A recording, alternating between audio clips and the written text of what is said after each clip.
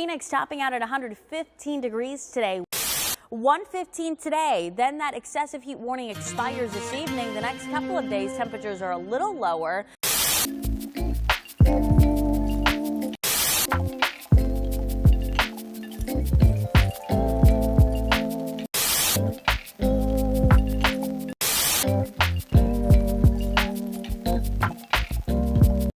Hey guys, Josh here again with Windy City Equipment, and I've got an important announcement that I want to get out there. I want to blast this out. It happens every single year, every single summer, and if you're a service company, you're going to know exactly what I'm talking about. If you're a customer or an end user of a piece of equipment, you're going to know exactly what I'm talking about.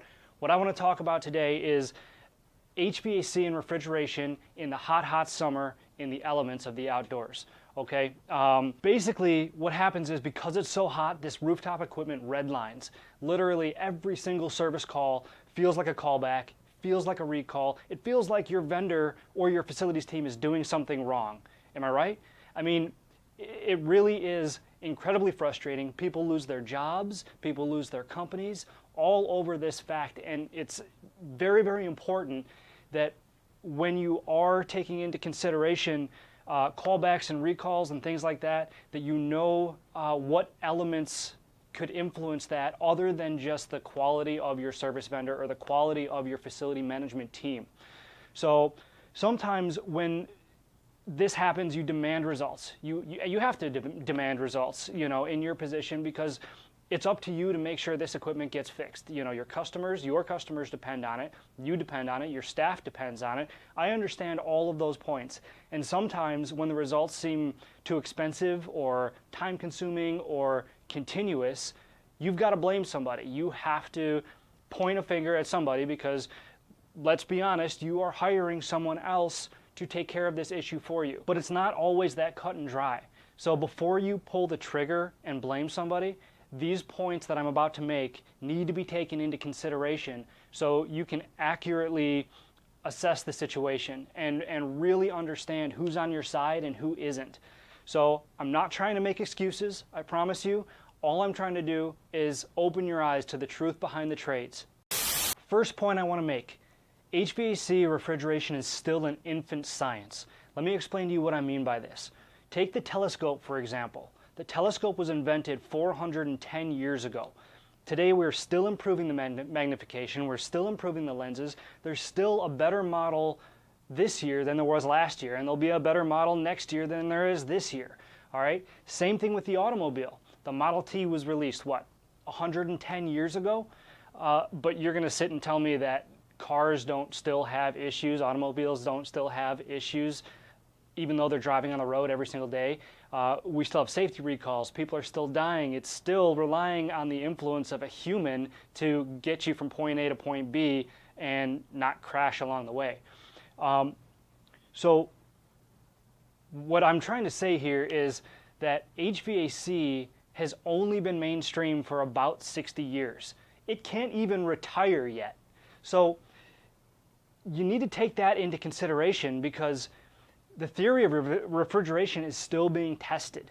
It's like everything else governed by the laws of physics, in this case thermodynamics, and it's something that we understand but we can't manipulate fully yet. All right, and I'm sure there's going to be some people that disagree with me on this, but the fact remains, you can disagree all you want, but the improvements that have been made to HVAC and refrigeration are nothing. They're peanuts to the improvements that will be made to it. So, and that's why R12 was phased out. That's why R22 is being phased out. That's why the next one to go is R134. You guys know exactly what I'm talking about here from a technical standpoint.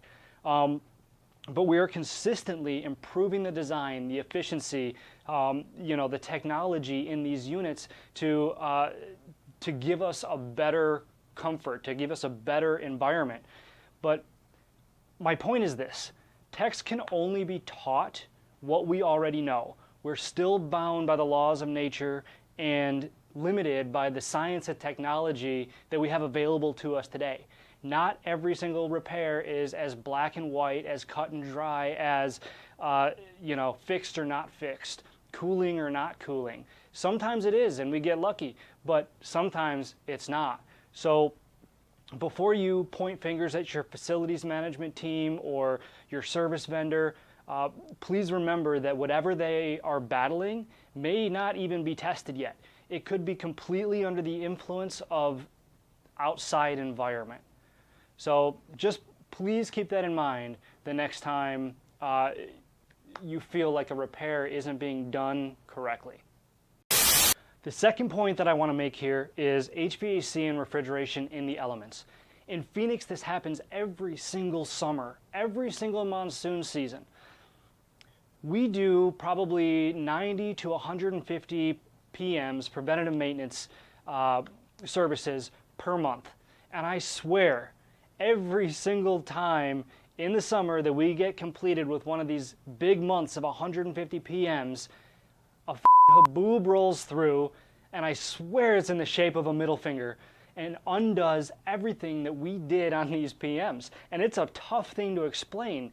Let me tell you, it really is, because I mean, you know, you're hiring us to make sure all of your equipment is clean, maintained, and you know, operates effectively, right? Efficiently. So it's not just Phoenix. You know, that I just use that as an example, but Florida has hurricanes, Jersey has snowstorms, Hawaii has volcano ash. Too soon? Anyway, you get my point. Coils get dirty, filters get plugged, and we get accused of doing a PM. Doesn't always happen. I'm not saying that this is something that everybody does, but I will say that it does happen often. So let me explain something. Mother Nature is a and she does not give a about me or you or anything in her path. So before you fire or accuse your vendor or facilities team for doing a shoddy PM, please, please ask yourself if the elements, recent elements, had anything to do with what you're experiencing.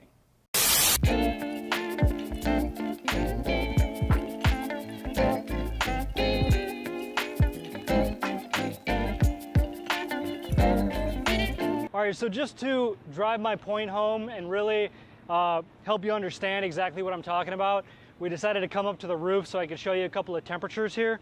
We're on the roof of the WCE headquarters here in Gilbert, Arizona. I think the outside air is somewhere around 100 and, I don't know, between 110 and 115 degrees. Jake, this would be a good time to put in like a snapshot of the weather at this exact time. You know, maybe they can pull a picture or something from weather.com. But anyway, this here that you're looking at is a white roof. This is one of the coolest, watch your step. This here is one of the coolest style roofs in Arizona because of this white coating. But we run into tar roof and aluminum roofs as well, which are a whole lot hotter than this. But even if I shine my thermometer here at the white roof, you can see I'm almost at about 140 degrees. It's 140 degrees on the surface of this roof. If I shine it at the temperature, or I'm sorry, if I shine it at the RTU over here, we're at 154 degrees. Can you see that, Jake? You see 154 degrees there? But that's the kind of thing that I'm talking about. All right, so HVAC companies in the southern part of the United States and below are basically the Navy SEALs of the industry. All right, this is the big leagues. This is where HVAC techs that can be HVAC techs in this kind of climate, and I'm including, you know, the swampy areas too, Florida, California, you know, Louisiana, all those places. Really, I mean, these guys are batting for the big leagues. Okay, so this is just a small taste. Obviously, we've only been up here, I don't know, 5-10 minutes, but I imagine spending a whole day up here. It's pretty messed up.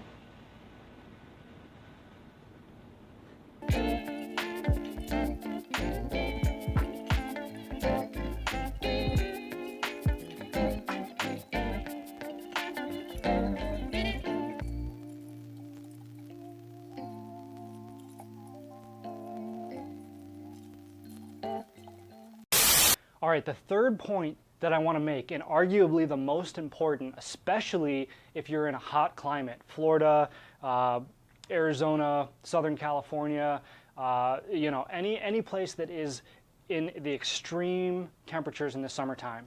All right, let's start here.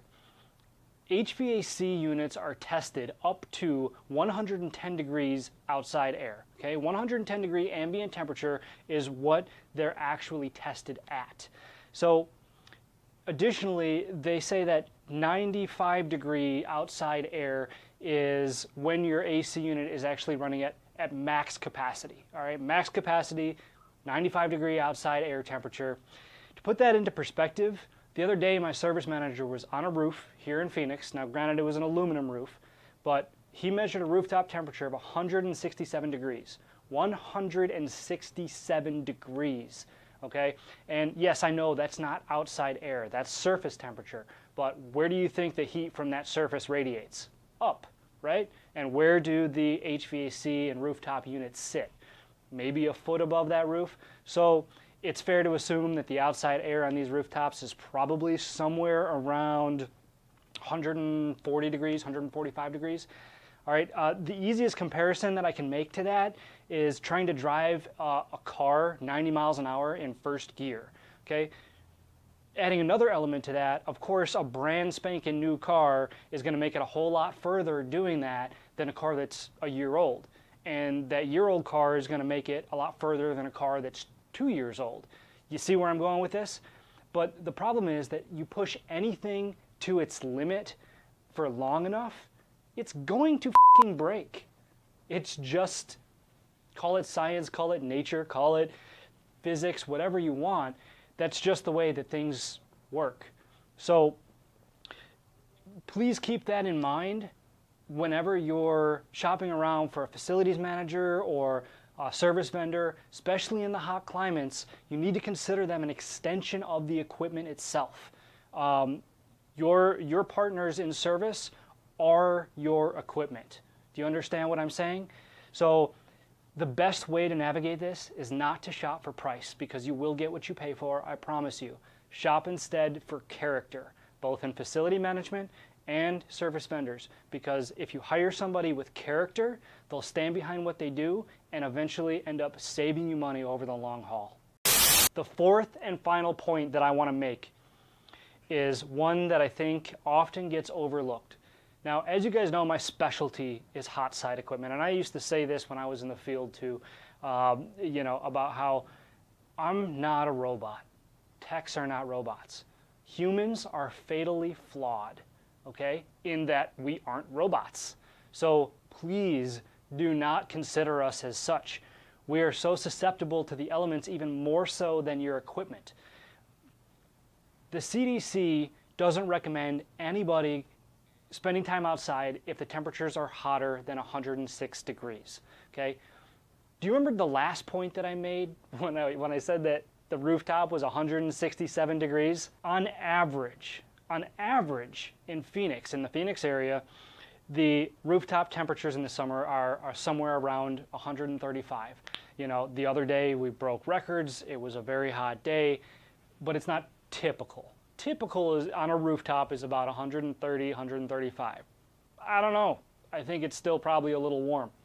Now think about this. The CDC doesn't recommend going outside in temperatures more than 106 degrees Fahrenheit. My techs spend 6 to 12 hours a day on these rooftops. 6 to 12 hours a day in 135 degrees. Can you even imagine? I hope you can. I hope you've been on these roofs, you know, and you understand the position.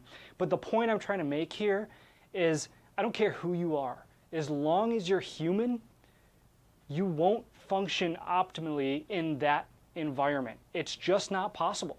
You don't believe me? You think that technicians are super capable and they are used to this and this and that? Well, how about you just, next time you do your expense reports or whatever you usually do on your laptop, you hike that thing up to the f***ing roof with a lawn chair and you spread out under the sun and do those reports right there on the rooftop, all right? And then show me how accurate they are when you're done. You know, be sure to spend 12 hours up there though. You know, so I'm sorry, I don't mean to be rash, but this is just something that way too often gets overlooked. We're human beings, all right? So cut your technician some slack. He's probably very, very good at what he does, but he's just completely and utterly exhausted, all right?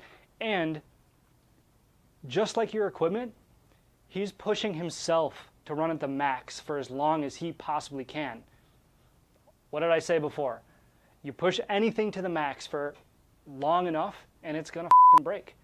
And I'm sorry, but none of my techs are gonna break on my watch, all right? And I will back them 100% always if they are in a situation they need to get out of, including a rooftop that's that hot and them working that long. So this is yet another reason why when you're shopping for facility managers or service vendors that you need to shop for character over price. Because even though we're human, we'll recognize that, those who have character, and they'll stand behind what they do. And if they did something wrong, they'll admit they did it wrong, and they'll go and they'll fix it, all right?